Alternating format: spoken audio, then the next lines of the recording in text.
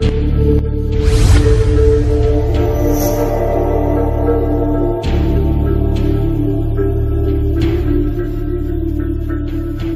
was a Roman Catholic Church made? In order to understand its birth, first we need to follow the process on how the early church in Rome, which had been persecuted, obtained recognition from the Roman Empire. The church in Rome kept the undefiled truth of the early church in its initial stage, but later accepted various gods of Rome and religious customs when it became acknowledged as a Roman religion. And this gave birth to the Roman Catholic Church that has the characteristics of Roman polytheism. The Apostle Paul preached the gospel of Christ to Palestine, Asia Minor, Greece, and finally in Rome.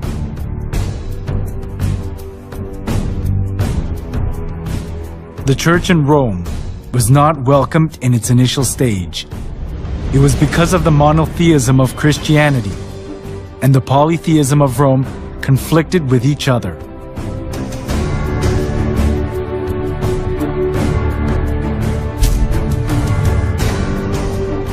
The Romans believed that everything, humans, places, and goods, was inhabited by divinity. As they accepted folk beliefs of the people they conquered, far more various gods and religions prospered in Rome.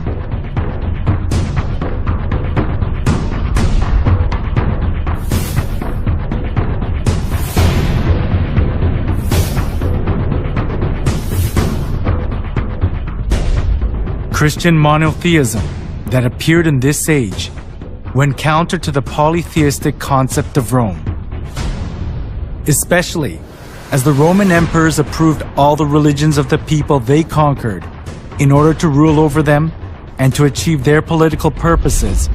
This came into conflict with Christianity, so the Roman emperors persecuted the Christians. The early church was oppressed by many emperors, but there was a turning point during the reign of Emperor Constantine in the 3rd century.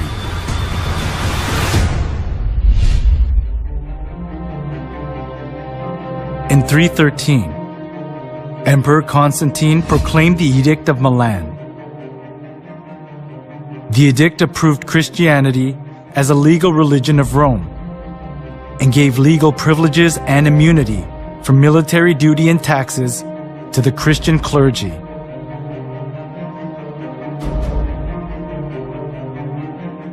There was the political goal of Constantine underlying such kinds of preferential treatment.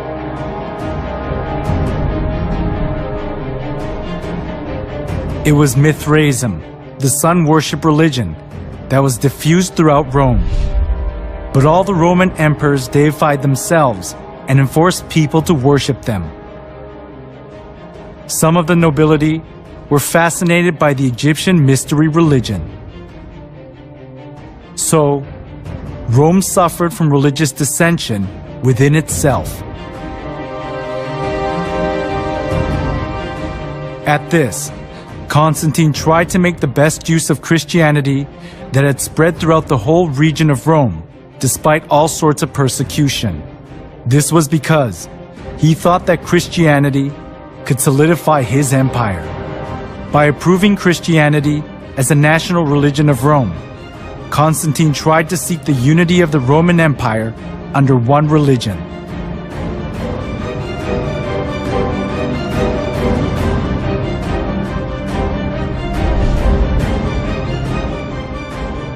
Thanks to Constantine's pro-Christian policies, many believers of the polytheistic religions of Rome streamed into the Christian church. This tightened Constantine's political grip, and Christianity positioned itself as the religion of Rome, expunging persecution and contempt it had received so far. However, the indiscreet conversion they did without having any kind of understanding or faith, rather produced an adverse effect: the influx of pagan customs into the church.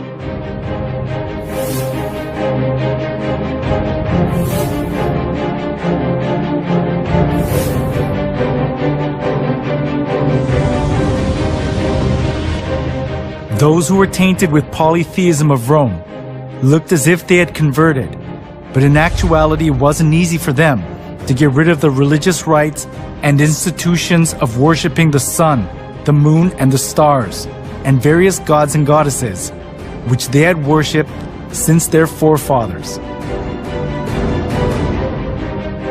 The church in Rome sought for solutions to disburden the pagans when they converted to Christianity. It was to bring in things similar to the gods that the pagans had believed into the church. They thought they would increase the number of pagan converts by doing that.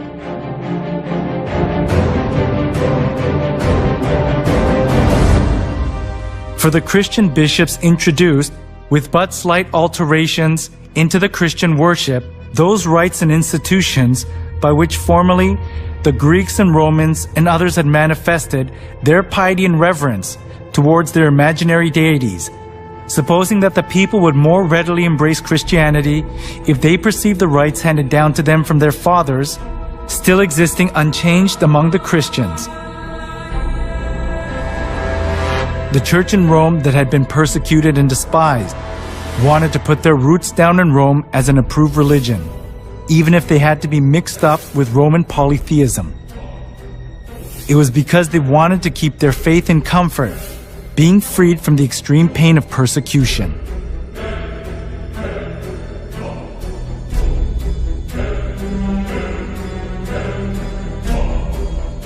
To attract more pagans, the church in Rome tried to Christianize various kinds of pagan gods to suit the Bible.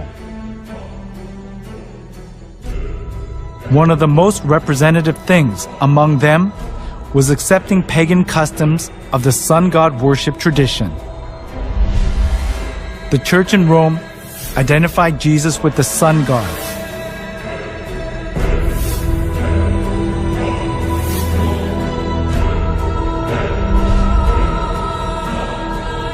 Inside of the church was decorated with various kinds of sun images, and the idea to worship the sun was established as if it were the truth of the church.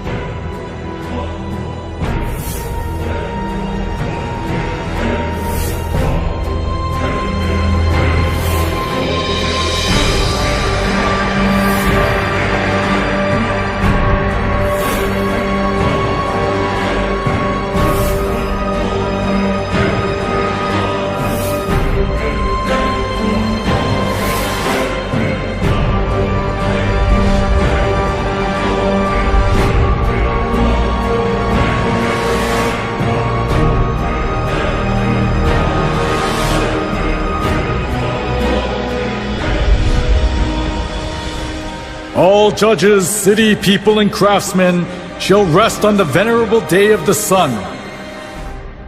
Constantine's edict in 321 played an important role in making the sun god worship faith to put its roots down in the church. Constantine continued to identify the sun with the Christian god in some way. When in 321, Constantine made the first day of the week a holiday, he called it the Venerable Day of the Sun, Sunday. The Christian church took over many pagan ideas and images. From sun worship, for example, came the celebration of Christ's birth on the 25th of December, the birthday of the sun. As the sun god worship mingled in with Christianity, the church in Rome was deprived of its purity of the early church and changed its appearance to the Roman Catholic Church.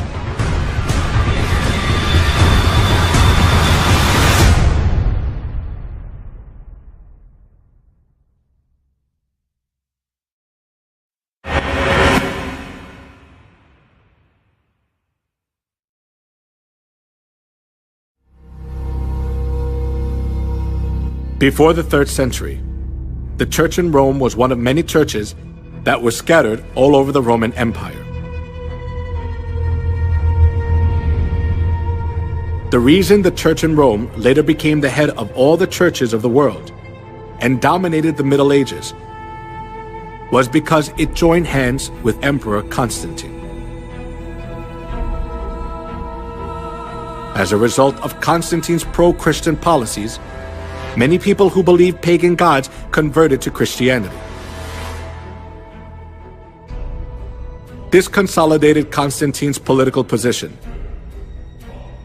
and there was no need for the church in Rome to refuse the converts because it was a good opportunity to secure its religious position.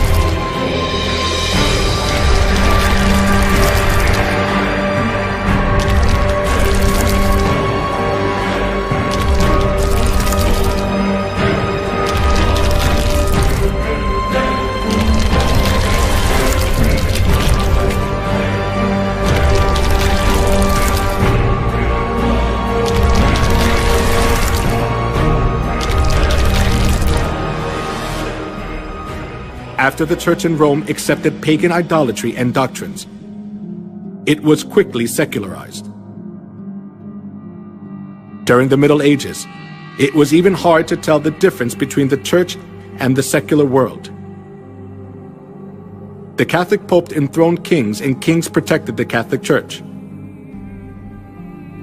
Opposing the Catholic Church itself was rebelling against one's own country.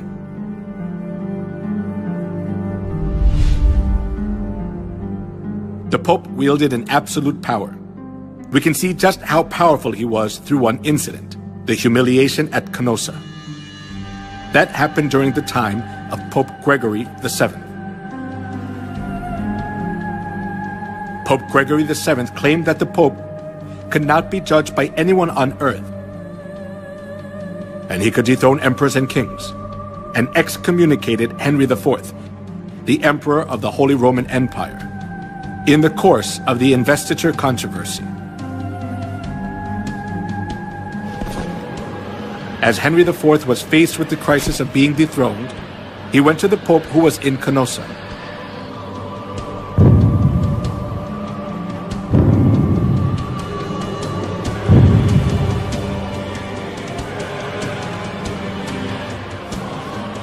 Barefoot, he knelt for 3 days in the snow, outside the castle of the Pope, and begged for his forgiveness.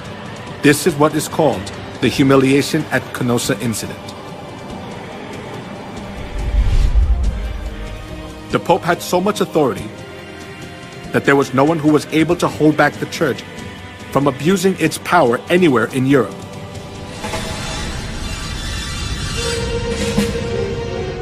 Not only that, the popes committed numerous crimes such as murder, blasphemy, simony, and adultery to hold on to their seat of power.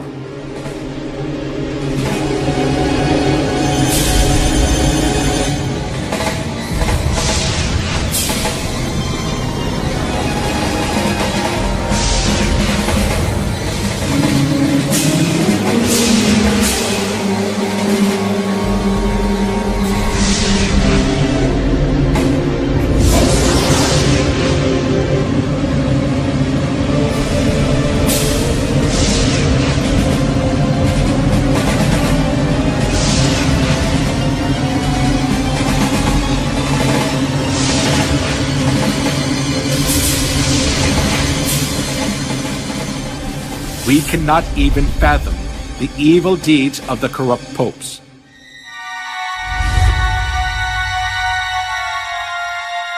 Among them, Pope Leo X enjoyed works of art and collected masterpieces.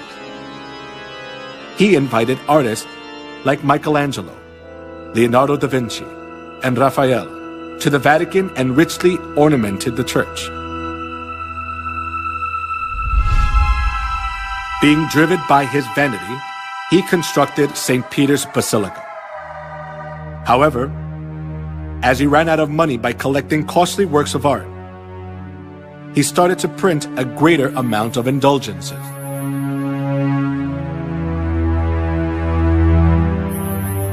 An indulgence is a certificate giving the forgiveness of sins.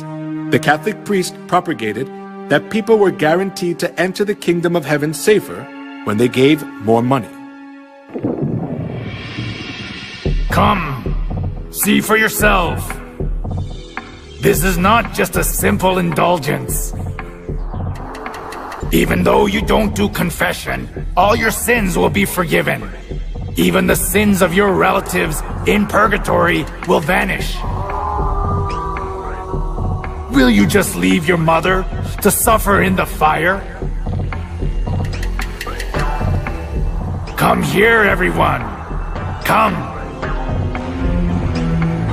When you drop the coins in the box and it makes a clinking sound, then the souls will arise from the fiery purgatory.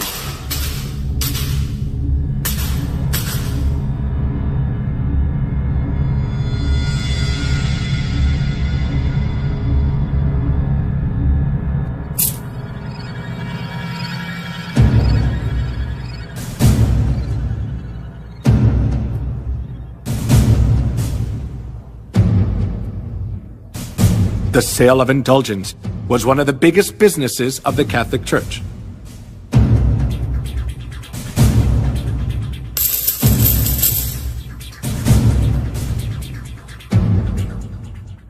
Since indulgences was a good solution for those who were seized by the fear of hell, numerous people gathered to buy the kingdom of heaven.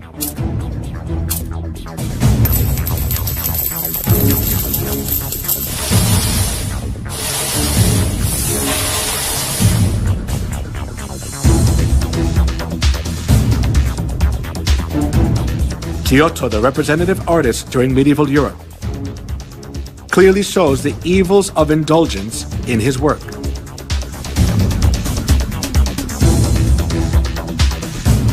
The Last Judgment. In the painting, Jesus, the judge, is in the middle and the apostles are on both sides. Heaven is shown on the right and hell is shown on the left. One thing that is worthy of notice here is the scene where souls are weighed. A man who is on his knees presents a model of the chapel to three women. The name of the man is Enrico Scorveni. He was a notorious loan shark of that time. Because loan sharking was a big sin, he could never dream of entering the kingdom of heaven.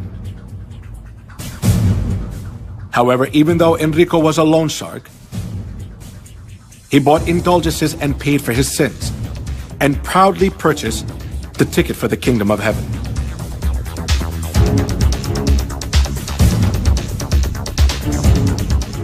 The Bible teaches that only God can forgive sins.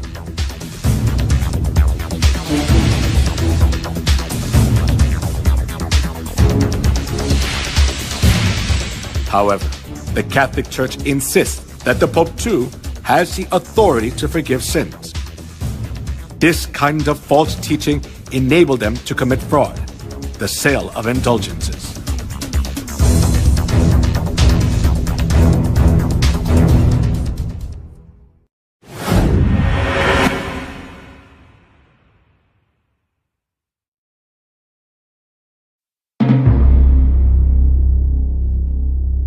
The Inquisition, run by the Catholic Church, is evidence that shows how corrupt and cruel the Catholic Church is.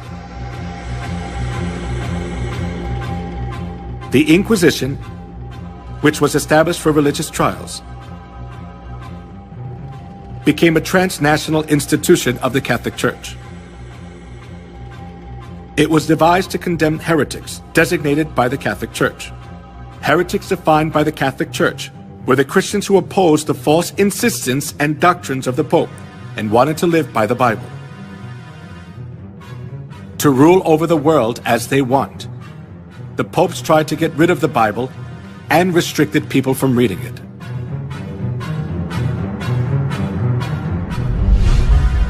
Pope Alexander III labeled those who read the Bible as heretics and commanded to confine Christians who were condemned as heretics to expropriate their property.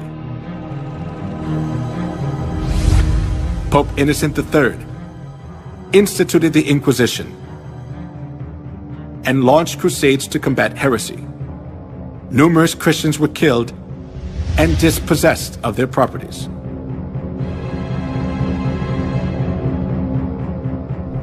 Pope Gregory IX claimed to punish heretics who did not repent and appointed the Order of St. Dominic as the Inquisitor. Pope Innocent IV promulgated the bull Ad Extirpanda, explicitly authorizing torture, and commanded to burn everyone who opposed Catholicism.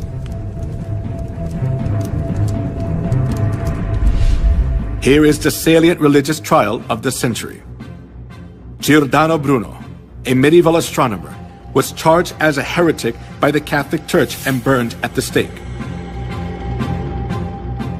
The reason he was burned was that he denied the geocentric theory and insisted on the heliocentric theory. After that, Galilei verified that the Earth revolves around the Sun. But he too was declared a heretic and was forced to recant his heliocentric view.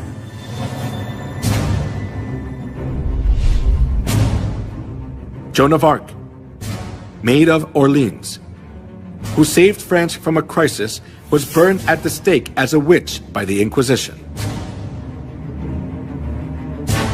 As years went by, the Inquisition helped the Pope exercise his extraterritoriality. To stay in power, the Catholic Church accused those who stood against them of being heretics and eliminated them. If a person was charged of being a heretic once, he had no right to have counsel. He was severely tortured and ended up being imprisoned for life or executed by fire.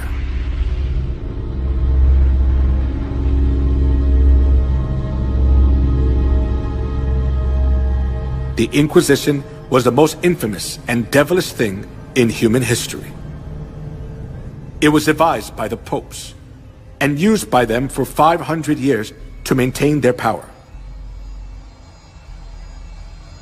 For its record, none of the subsequent lines of holy and infallible popes have ever apologized.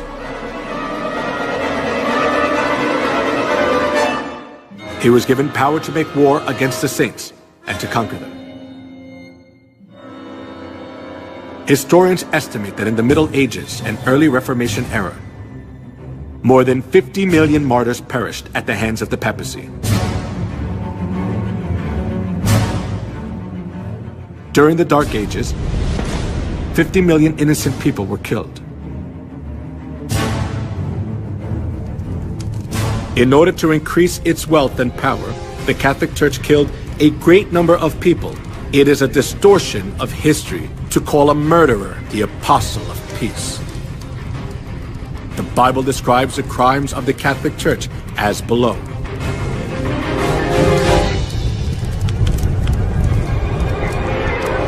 I saw that the woman was drunk with the blood of the saints, the blood of those who bore testimony to Jesus. When I saw her, I was greatly astonished. He will speak against the Most High and oppress his saints and try to change the set times and the laws. The saints will be handed over to him for a time, times, and half a time. The Roman Catholic Church was Babylon the Great that ruthlessly killed innocent people who followed Jesus. The crimes of the Roman Catholic Church which are prophesied in the Bible, are clearly seen in history.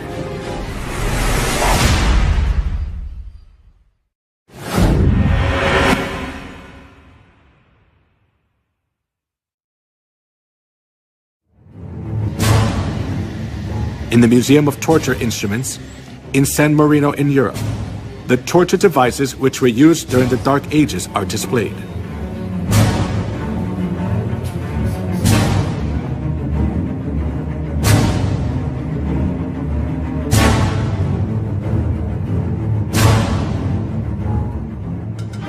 Iron Maiden. It is one of the representative torture devices from the medieval period. It is an iron cabinet with a spike-covered interior, with iron spikes about 8 inches long. When a person is enclosed inside, the whole body is pierced with the pointed iron spikes and is fatally injured, and the person dies slowly from excessive bleeding.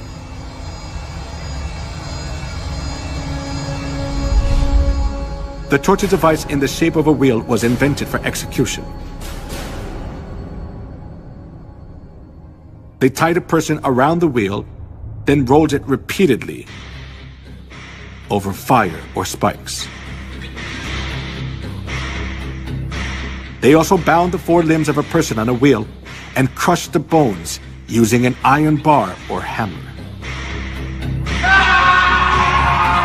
Then the person was thoroughly injured and died in pain, still bound to the wheel.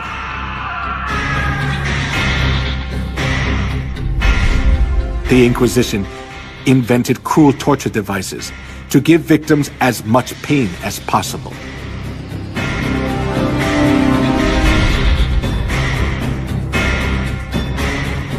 A torture device with sharp iron hooks to tear off a living person's skin.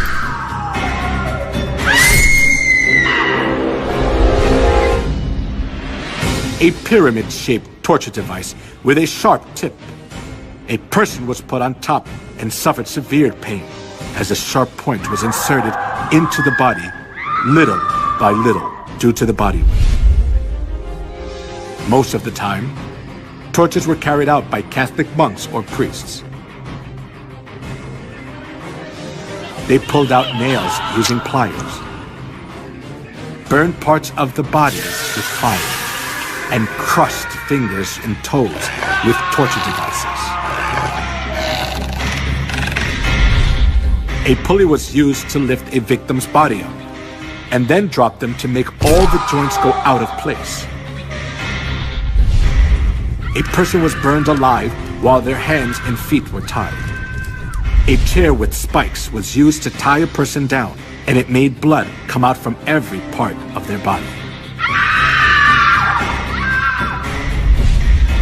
If a victim denied the Catholic Church's teachings, despite the hard torture, they poured boiling lead in the mouth or ears, or gouged out their eyes, or flogged them until parts of their skin flew off.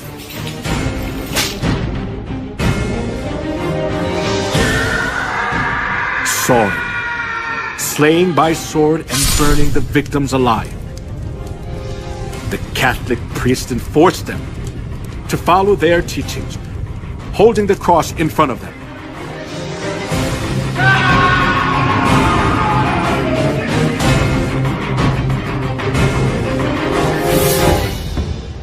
The persecution for anti-Catholics continued as a large-scale massacre. In 1209, 6,000 were slain to death at Berthiers. And 1211, 100,000 Christians were massacred at Lavaur. Though the massacre at Merindol, 500 women were locked in a room and burned to death. In the massacre of Orange in 1562, the Italian army sent by Pope Pius IV was commanded to slay men, women, and children. In 1572, approximately 100,000 people were massacred in Paris, France.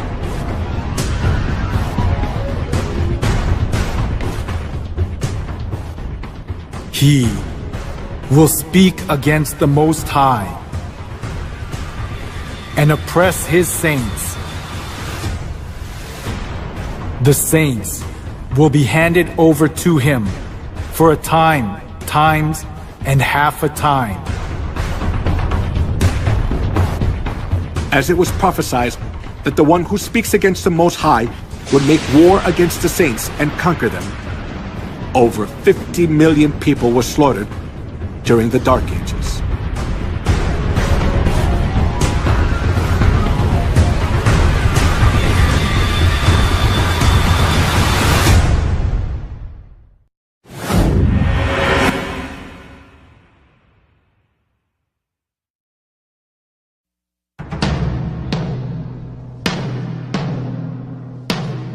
The cruel massacre of the Catholic Church during the Dark Ages continued to the Holocaust, which killed 6 million Jews, the most tragic event in human history.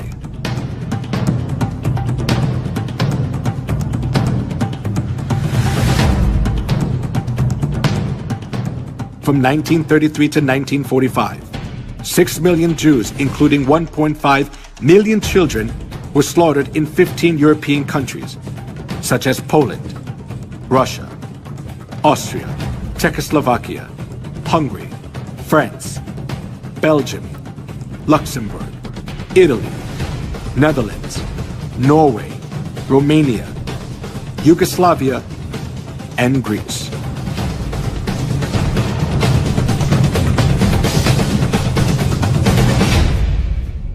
All property of the Jews was confiscated.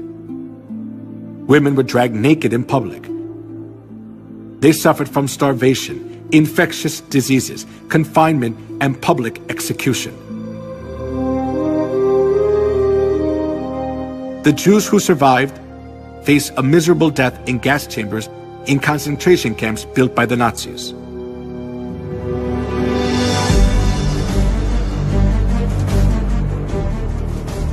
When the gates of the concentration camps for the Jews were opened as World War II ended, the world was shocked.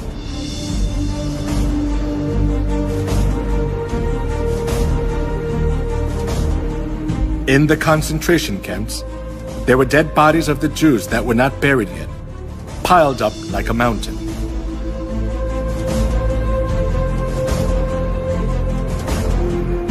While Hitler massacred 6 million Jews under the pretext of ethnic cleansing, the Catholic Church publicly advocated Hitler's genocide of the Jews, claiming it stood for anti-Semitism.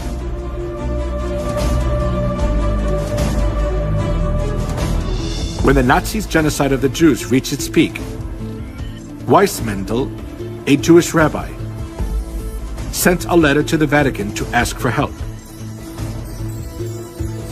He begged the Pope to save the innocent Jews, especially young children. 1.5 million out of 6 million Jews who were slaughtered were children. His plea was a desperate outcry. However, the reply he received from the papacy was not just heartless, but blood-curdling. There is no such thing as the innocent blood of Jewish children. All Jewish blood is guilty, and the Jews must die, because that is their punishment for that sin. The Catholic Church was always hostile to the Jews for the reason that they had killed Christ. And they committed countless murders under the pretext that they were punishing the Jews on behalf of God. This kind of attitude of the Catholic Church greatly affected Hitler, who was Catholic. Dann wird das Ergebnis nicht die Bolschewisierung der Erde und damit der Sieg des Judentums sein, sondern die Vernichtung der jüdischen Rasse in Europa.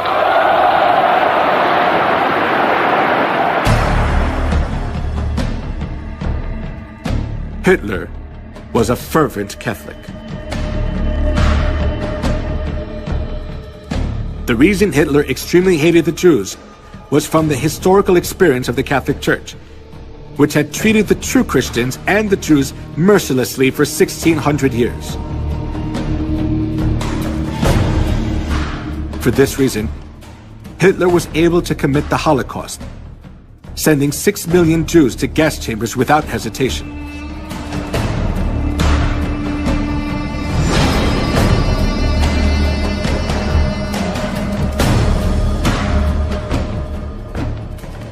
Before the massacre of the Jews began, the Catholic cardinals officiated in Mass for blessing the German Nazi guards.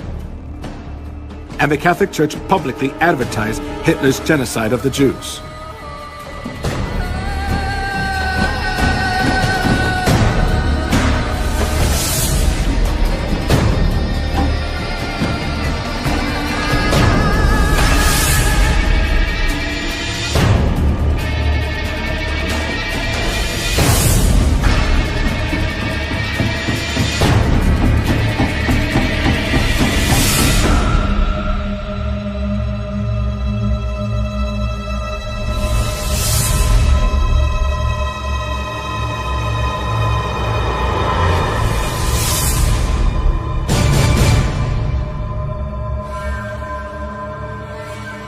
The Catholic Church has committed crimes against humanity for centuries in the name of religion.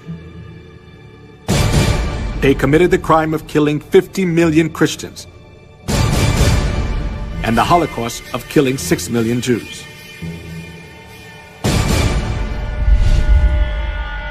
The traces of the massacre of the Jews still remain at the Auschwitz concentration camp in Poland. The pictures of the Jews and their belongings are displayed in the concentration camp, showing how the Jews were mistreated, cursed, and insulted.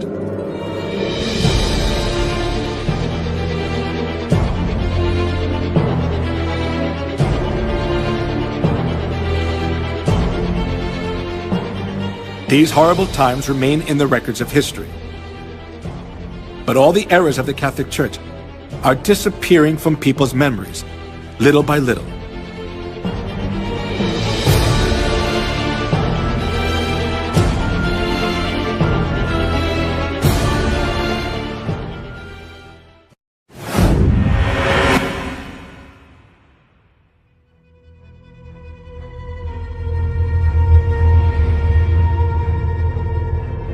As the 21st century began, the Roman papacy admitted to all kinds of crimes they had committed against humanity for the past 2,000 years of Christian history. They admitted their faults, such as the Crusades, anti-Semitism, the Inquisition, and witch hunts. The Pope also said that the Catholic Church would like to create a new unity among religions by looking back on all their religious errors.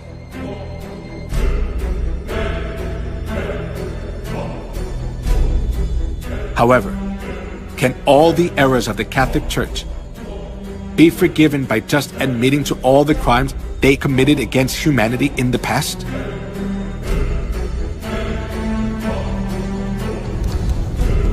Just by admitting to their errors, the Catholic Church's crimes cannot be solved. They can never come to true repentance unless they realize their fundamental errors.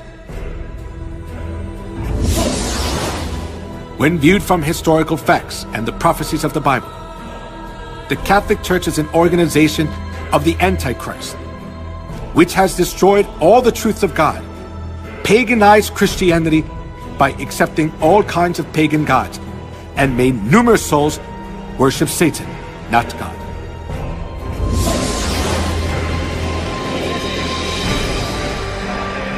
Not being content with their crime of killing cruelly whoever was against them for the past 2,000 years of Christian history, the Catholic Church is still committing a crime of driving countless souls to death.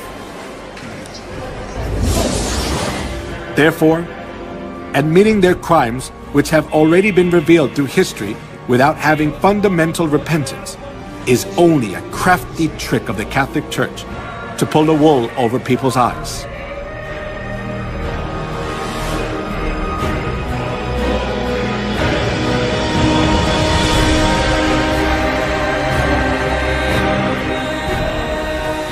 For such men are false apostles, deceitful workmen, masquerading as apostles of Christ. And no wonder, for Satan himself masquerades as an angel of light. It is not surprising, then, if his servants masquerade as servants of righteousness. Their end will be what their actions deserve.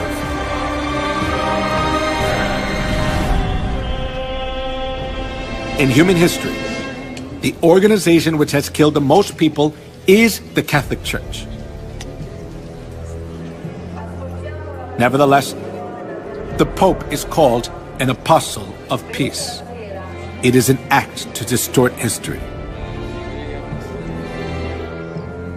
The reason the Catholic Church is more dangerous than any other organization is that they are doing all these things in the name of Christ.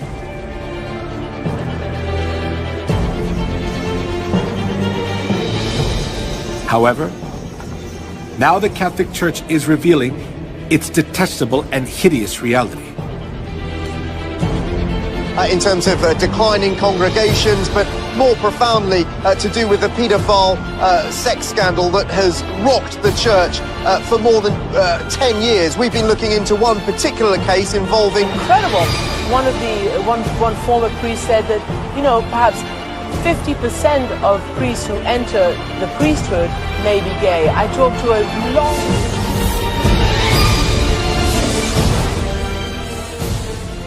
This is the living evidence which shows that Babylon the Great is falling apart, being judged by God's wrath as it has been prophesied in the Bible.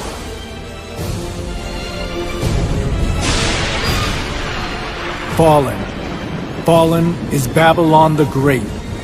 She has become a home for demons and a haunt for every evil spirit, a haunt for every unclean and detestable bird.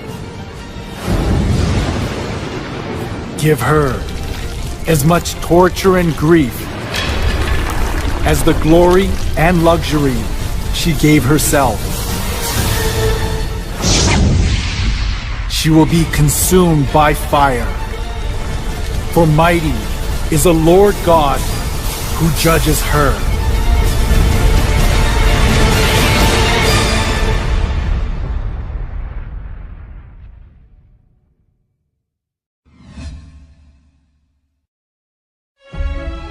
God revealed the identity of Babylon through the way she looks outwardly, outward characteristics of Babylon.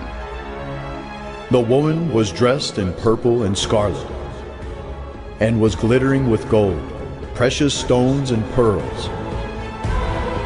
She held a golden cup in her hand, filled with abominable things and the filth of her adulteries. This title was written on her forehead: Mystery Babylon the Great, the mother of prostitutes and of the abominations of the earth. In the Bible, women refers to the church, and among numerous churches in the world, the church that is dressed in purple is the Catholic Church. The color of the traditional priest robe of the Catholic Church is purple and scarlet.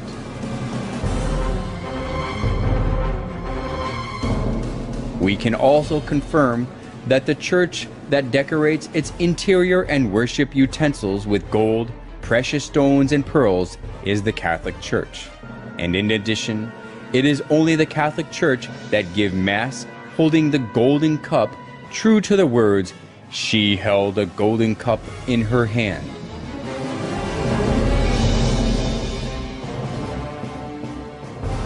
As we have seen, no church but the Catholic Church satisfies all the points that the Bible tells us. The Bible recognizes this organization as Babylon the Great. The Catholic Church, Babylon the Great, looks as if it worships God, but when we closely look into it, we can find out they do abominable things to worship the sun god.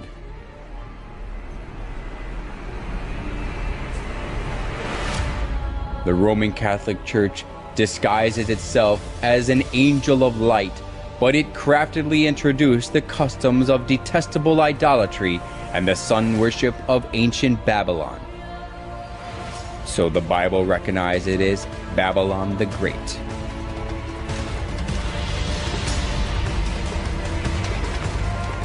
Then does the Bible call only the Roman Catholic Church Babylon? It also calls the Protestant churches which keep the Sunday service and Christmas originated from the sun worship as Babylon too. This title was written on her forehead. Mystery Babylon the Great, the mother of prostitutes and of the abominations of the earth. In the Bible, women refers to church. So, a prostitute means a false church that practices lawlessness. The Bible tells us that Babylon the Great, which is expressed as the mother of prostitutes, is the Catholic Church and the Protestant churches. Small prostitutes that come from the Catholic Church are small Babylons. The Catholic Church, which leads the whole world astray as the mother of prostitutes, is proud of itself as the mother church that gives birth to all Protestant churches. The Catholic Church is the continuation of the Incarnation and the prolongation in time and space of the redemption. It is the mother church of all Christendom.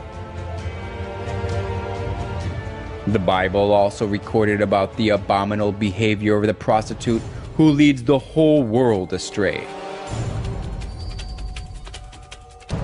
The kings of the earth committed adultery with her, and the merchants of the earth grew rich from her excessive luxuries. Babylon the Great and small Babylons, which changed God's set times and laws, oppressed God's saints. The Bible prophesies that God's rage will judge them in the end. After this, I saw another angel coming down from heaven. He had great authority, and the earth was illuminated by his splendor. With a mighty voice he shouted, "Fallen, fallen is Babylon the Great."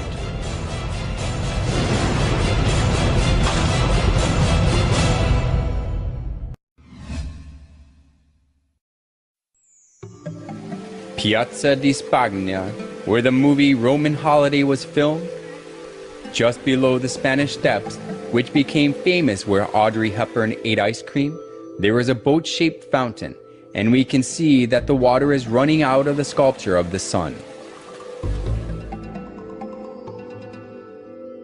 The head of the boat is embellished with the Pope's coat of arms and the papal tiara.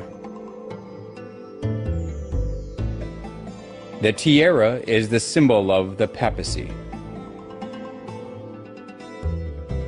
The fact that the tiara is at the head of the boat tells us that the Pope is the very person who leads the sun worship. It is easy to see the tiara in many places of the Catholic Church.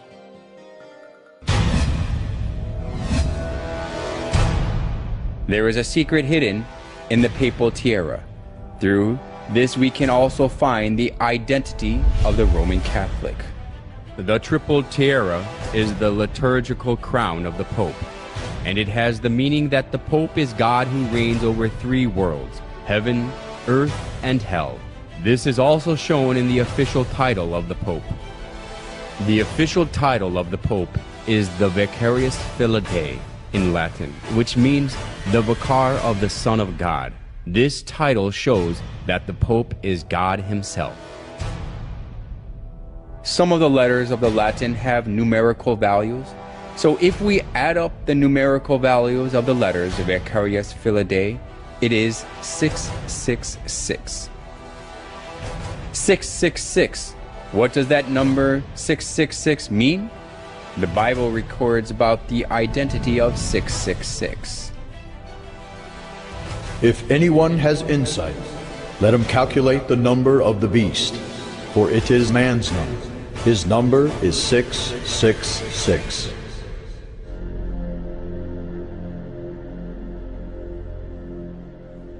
Every reformer, without exception, spoke of the papacy as the Antichrist. The 666 is a figurative number, telling us the identity of Satan who stands against God. The prophecy of the Bible and the religious reformers with one voice clarifies that 666 and the beast refer to the Pope or the papacy that stands against God. Through the title of the Pope and the respectful treatment he receives, we can confirm again that the papacy stands against God. The Catholic Church calls the Pope God of the Earth.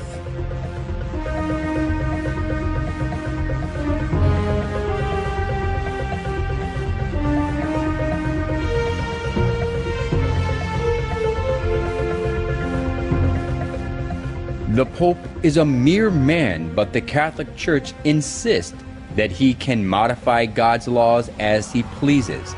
And moreover, he is worshipped and served like God, and he enjoys all wealth, honor, and authority.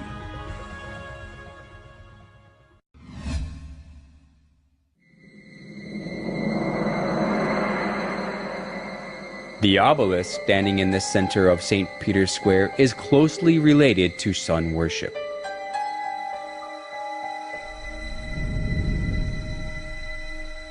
It was the custom of the ancient sun worship religions to make a pillar to worship the sun. Obelisk was set up at a temple or tomb as a monument to worship the sun god. It typically had a pyramid-like shape at the top, and the pyramid is the emblem of the sun god of the Egyptians, Ra. Like this, the obelisk was made for the sun god. Then, why are the obelisks, the symbol of the sun worship, set up in front of the Catholic churches? When we look carefully at the obelisk standing in front of the Catholic Church, it has the star-shaped divine light and cross, which are symbolize the sun.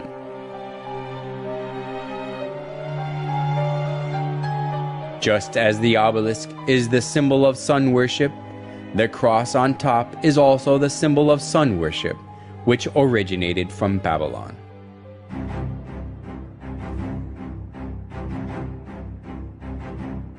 Crosses are also found in the murals of ancient Babylon and Assyria, especially the image of cross on the headband of the sun god Tammuz shows that the cross is originated in Babylon.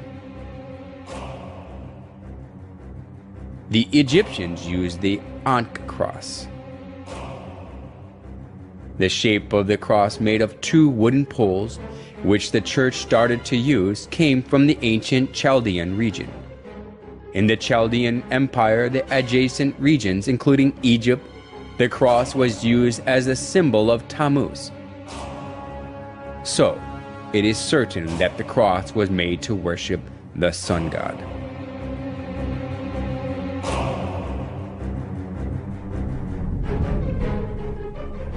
The Catholic Church set up obelisks in front of their churches and put the cross on top of them without exception. They put one more symbol on the sun on top of the solar pole obelisk.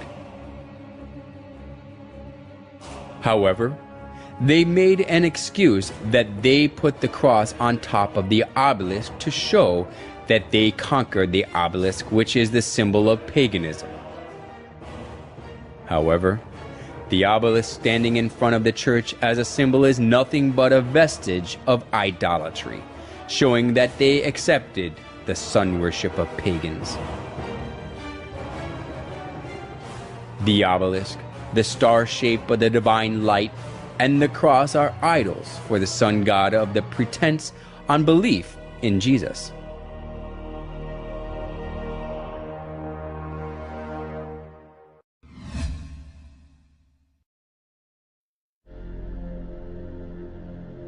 The Pantheon is the oldest monument still standing in Rome.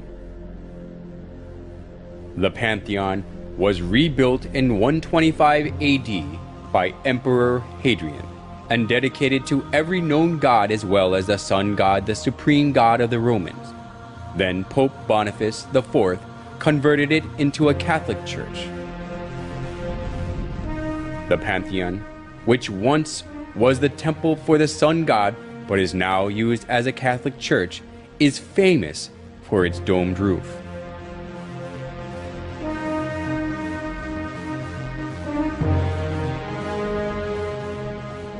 This domed roof is the figuration of the sky and the universe.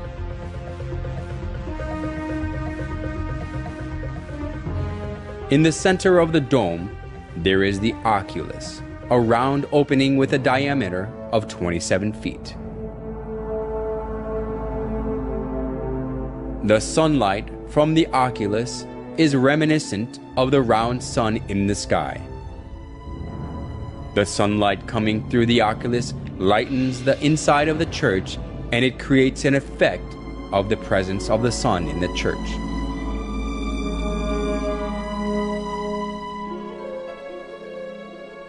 We can find the same round shape in St. Peter's Basilica as well.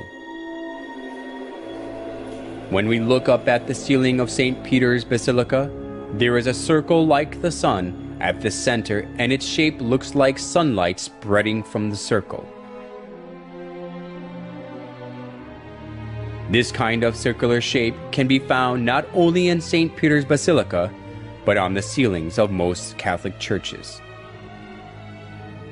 Various forms of circle, which embody the sun, prove that the Catholic Church worships the sun.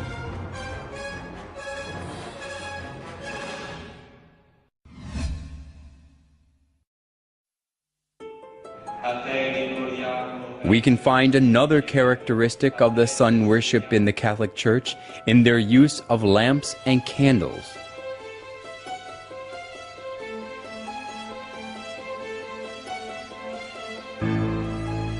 Even in the daytime, they light lamps and candles on the altar.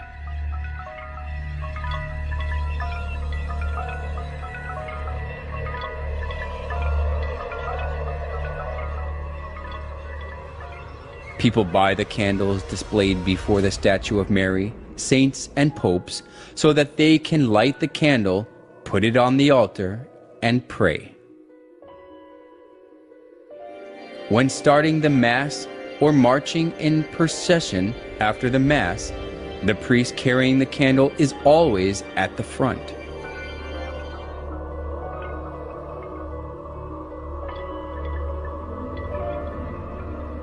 Where does the use of candles in Catholic Church come from?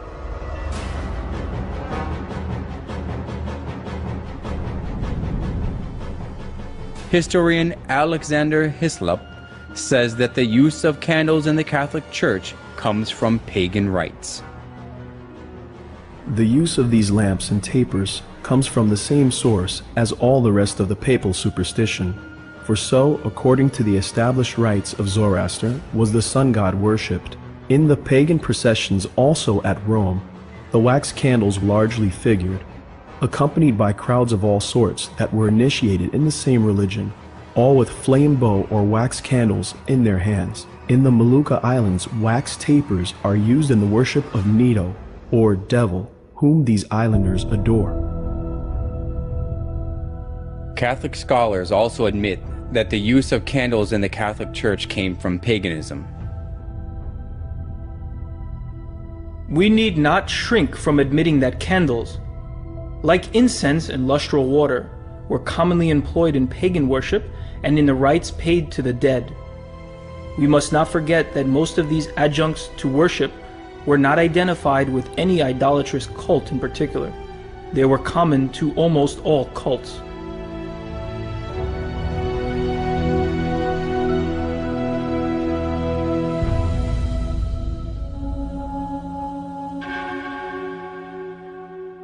Candles commonly appear in numerous rites of pagans.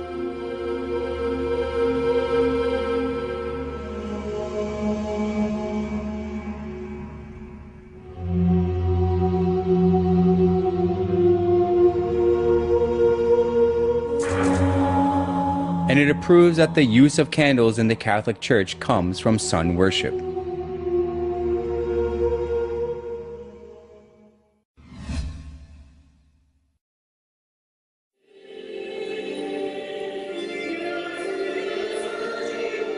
The Catholic Church conducts a particular ceremony before the image of the sun. Watching their Mass, we can find out that it is closely related to sun worship. At the altar that has the image of the sun, the priest lifts up the round bread. They call it elevation and insist that they offer the bread to God. However, offering the round bread which takes after the image of the sun, and regarding the round bread as the sun god, has existed in the sun worship of paganism. The pillar found in excavations of the Canaanite city of Hazar shows the ceremony of raising the sun disk with both hands in praise. The Egyptians also worshipped the sun, lifting the sun up with both their hands. Is it coincidence that the custom of the sun worship of the pagans and the liturgy of the Catholic Church are the same?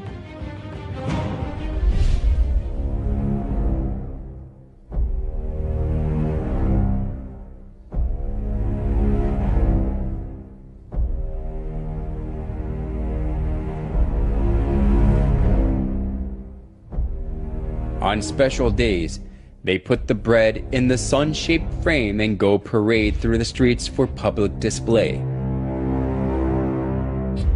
The believers all kneel down before the bread to show their respect and adoration.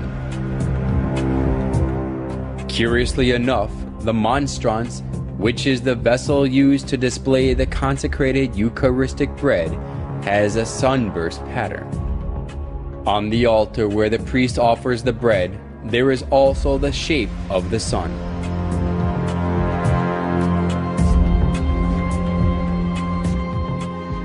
By offering the bread in the sunburst pattern, they worship the sun.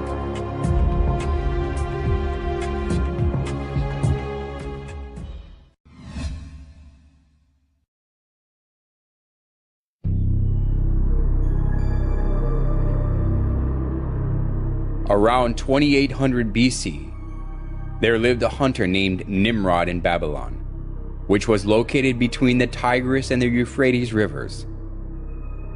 Whenever wild animals threatened the people, he protected them with his power.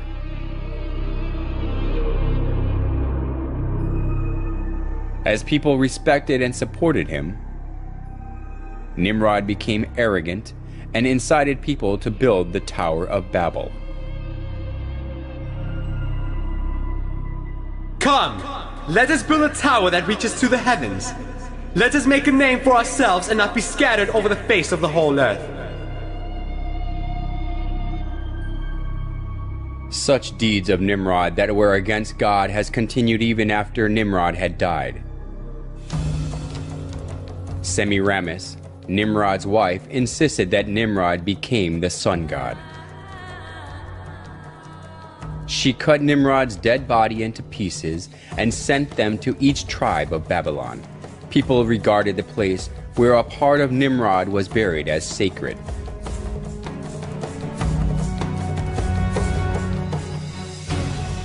She also claimed that Nimrod was reincarnated as her son. The sun god Nimrod was reincarnated as my son Tammuz. He who believes and follows Tammuz follows Nimrod. As Semiramis ruled over Babylon in place of her young son Tammuz, she maneuvered people into worshiping her. Monuments of Semiramis carrying her child Tammuz in her arms were set up all over Babylon, along with various images symbolizing the sun god. The sun worship and the mother-child worship, which was a scheme devised by Semiramis, put down roots as a religion of Babylon.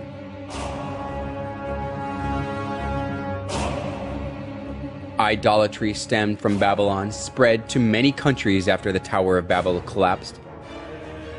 It is because when the Babylonians were scattered over the whole world, they brought the sun worship and the mother-child worship. The sun worship and the mother-child worship were assimilated into the cultures and religions of many countries, and they came to have various forms and names.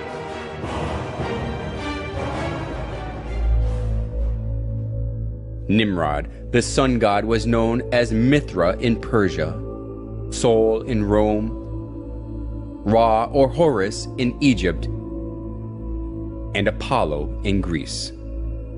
Semiramis and Tammuz, who were the start of the mother-child worship, was called Isis and Horus, Venus and Dionysus, Diana and Attis, and Astaroth and Tammuz, respectively. Besides these, the image of goddess, who is holding a baby in her arms, was venerated in many countries of the world. If so, was the mother-child worship the creature of an age, which was especially welcomed only in Babylon? Surprisingly, the mother-child worship of Babylon has been passed down through the thousands of years and still exists today. In Vatican of Rome, we can find the mother-child worship in its original state.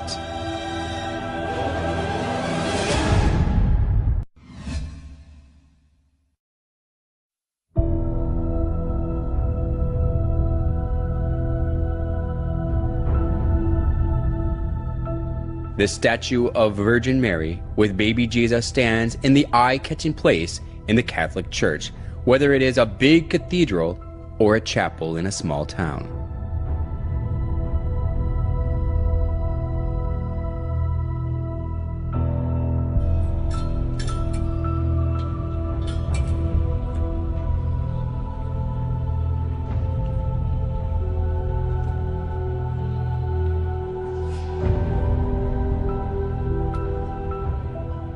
People show their respect before the picture or statue of Mary and pray.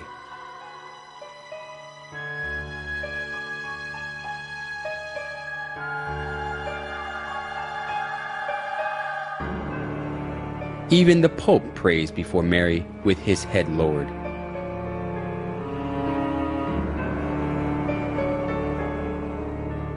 Why do people praise and worship Mary, whom Jesus was born of?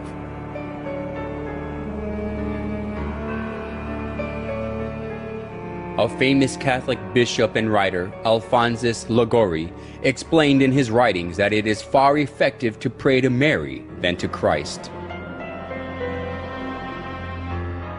In the Franciscan Chronicles, it is related that Brother Leo once saw a red ladder, on the summit of which was Jesus Christ, and a white one on top of which was his most holy mother.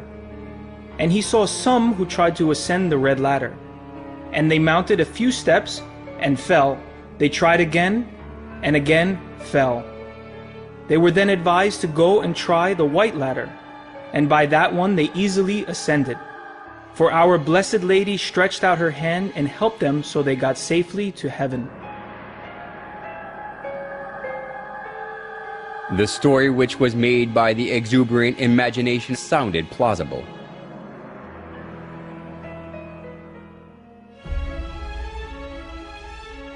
Although it was a man-made story, Pope Gregory XVI canonized Liguori as a saint, and Pope Pius IX declared him a doctor of the Catholic Church.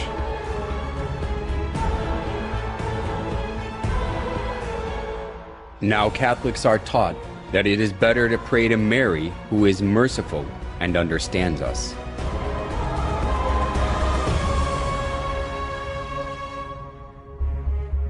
We must never go to our Lord Jesus except through Mary, using her intercession and good standing with Him.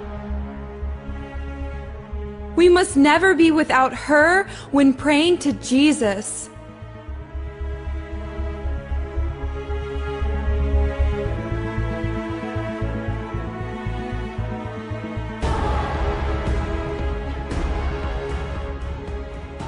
The plausible logic that Jesus cannot refuse Mary's request because she is his mother is shown well even through the image of Mary and baby Jesus.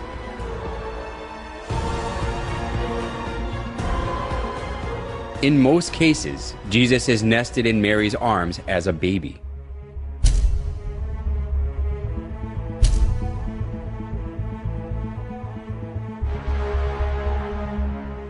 This downgrades Jesus to a little baby who is always dependent on Mary and lets people think that he can do nothing without Mary.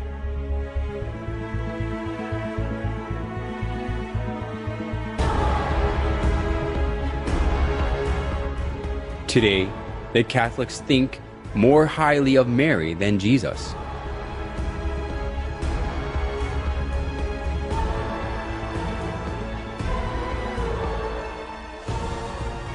They call Mary the Mother of God, which implies that she is above God.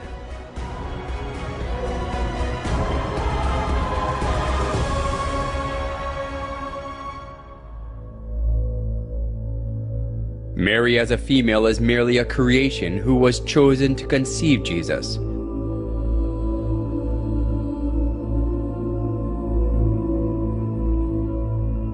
How ridiculous it is for a creation to be called the Mother of God because God used her womb to be born in the earth.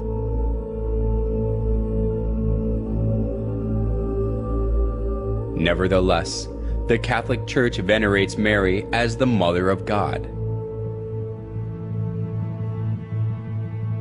Mary worship of the Catholic Church reminds us of the mother-child worship of ancient Babylon. Just as Semiramis artfully spread the mother-child worship throughout Babylon when she ruled it over instead of her son Tammuz, the Catholic Church now makes people worship Mary, not God, by accepting the mother-child worship from Babylon.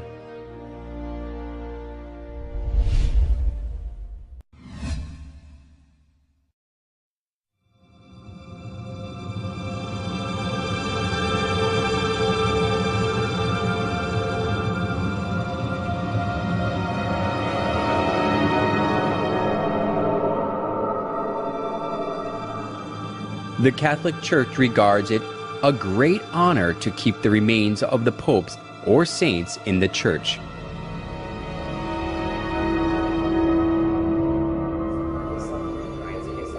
Since numerous worshippers pray before the remains of popes or saints, the church, that possesses many articles and remains of those who were canonized as saints, is highly valued.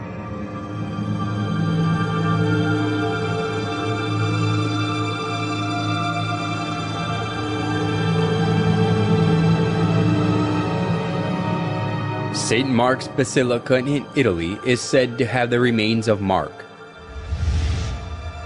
Basilica of San Francesco in Italy has the remains of Saint Francesco. And it is believed that the skulls of the wise men who visited baby Jesus are kept in the Cologne Cathedral in Germany. People kiss the displayed relics and the coffins that contain the remains and pray for God's blessings before them. The veneration of relics of the Catholic Church even took the form of decorating the church with human bones.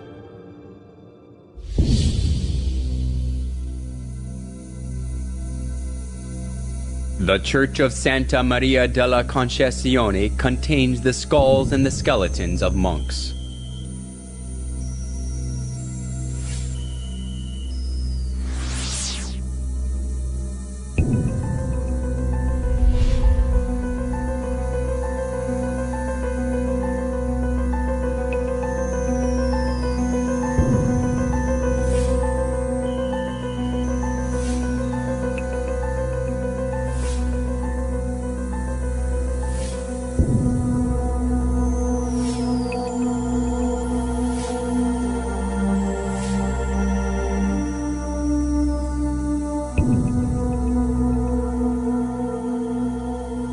A Catholic church in the Czech Republic is designed with the bones of over 40,000 human bodies, and it attracts people.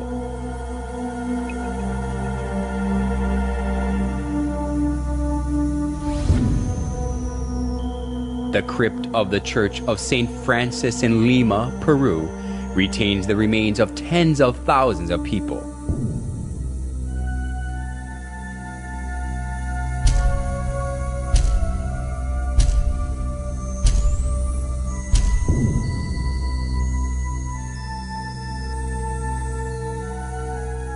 Usually, we shudder to think of the bones and coffins of dead people in the church. But why the Catholic Church sticks to this?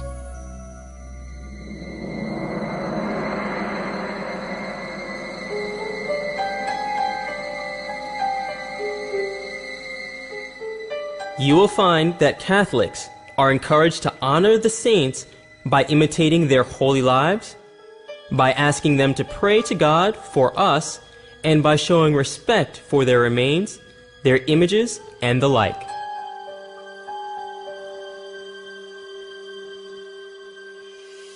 Why do they say that God grants His blessing through the relics of the dead, especially of those who are called saints?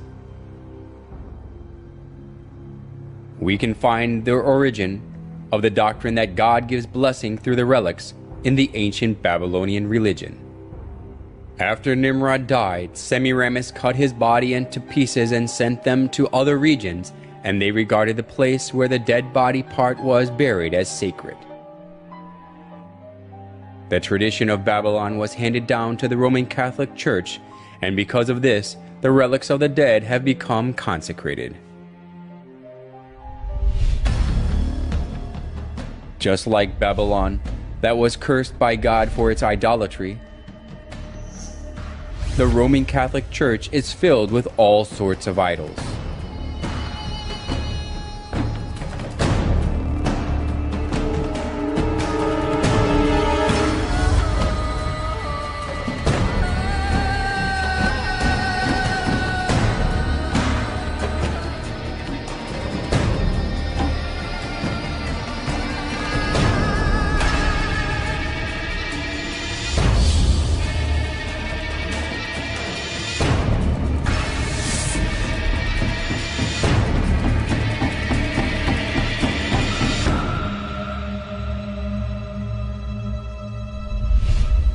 In the name of God, the Catholic Church lures many souls into worshiping idols, not God.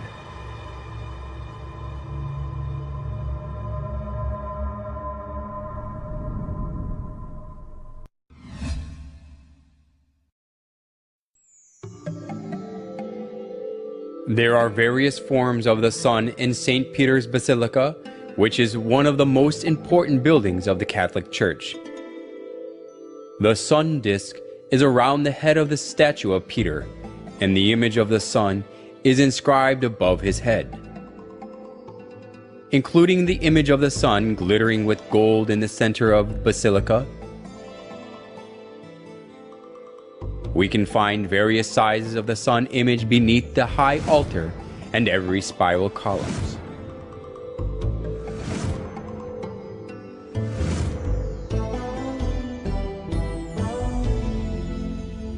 Even the cross on the altar and the utensils used for communion and the priest's costume have the sun images.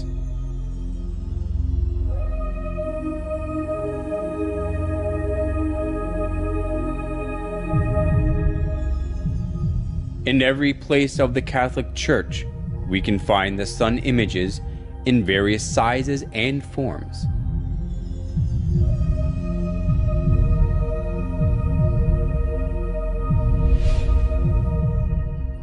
Among the various forms of the sun in the Catholic Church, some has a picture of a dove in it.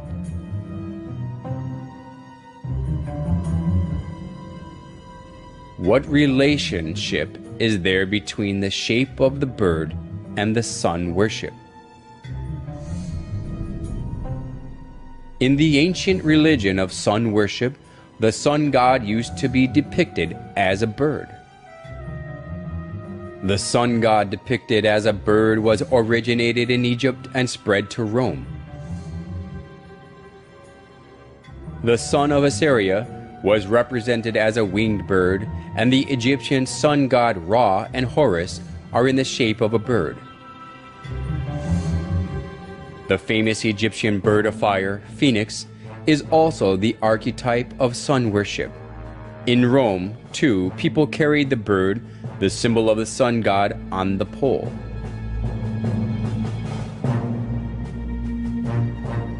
Then why does the high altar in St. Peter's Basilica have the image of the sun with the bird in it?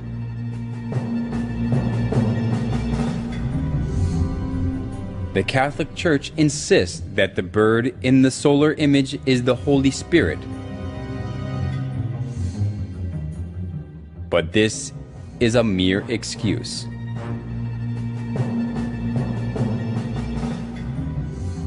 When we trace back the customs of sun worship, the bird is the winged sun god that the sun worshippers served. Offering the bread and wine to the image of the bird is not offering them to the Holy Spirit, but to the sun god.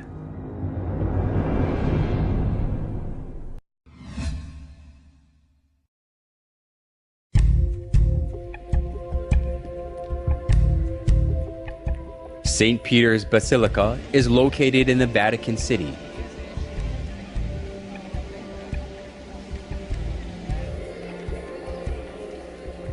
The bronze statue of St. Peter always attracts many tourists.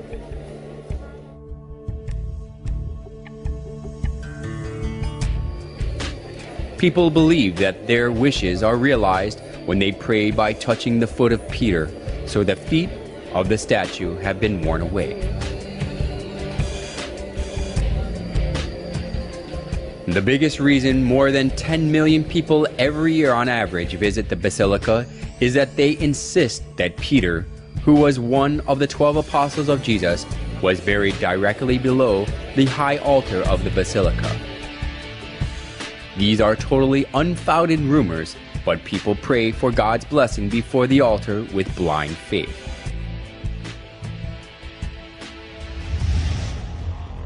They even teach people that they can have help, even the help they cannot have from God, when they praise and pray in the names of the dead saints. Our most mighty protector graciously assists us from heaven in our struggle with the powers of darkness. And just as you once saved the child Jesus from mortal danger, so now defend God's holy church from the snares of her enemies and from all adversity. Surprisingly enough, hygielatry also has its origins in Babylon.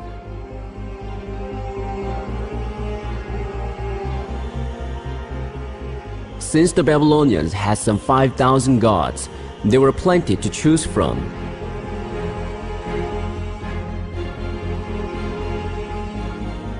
Every month and every day of the month was under the protection of a particular divinity.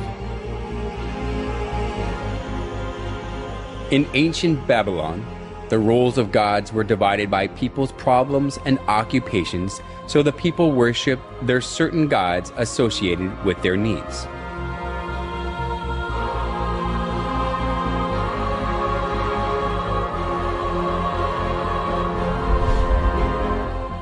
It has continued in the Catholic Church.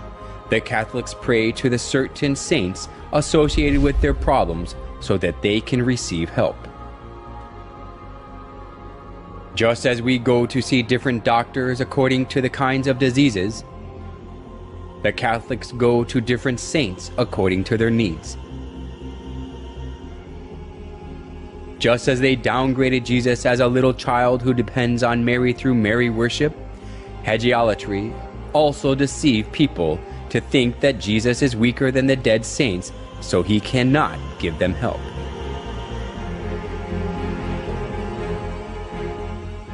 Nowhere in the Bible can we find the worship of saints. Instead, the Bible warns that worshiping anything other than God is idolatry.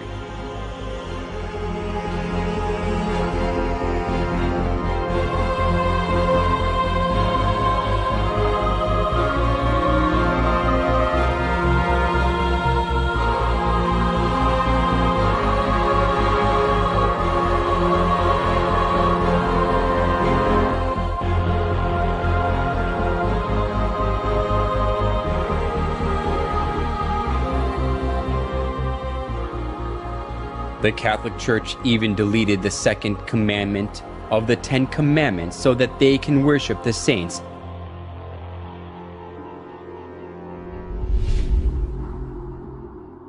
They outbrave the law of God. Do not make other gods or serve them, and stand against God.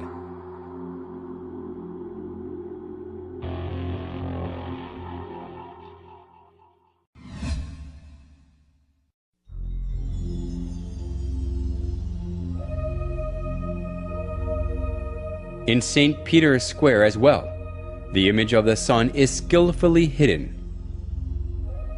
In a round circle of the square, there is a cross with an X through it. It looks exactly like the symbol of the Babylonian sun god Shamash. The Babylonians called the sun god Shamash, and his symbol is the cross with an X through it.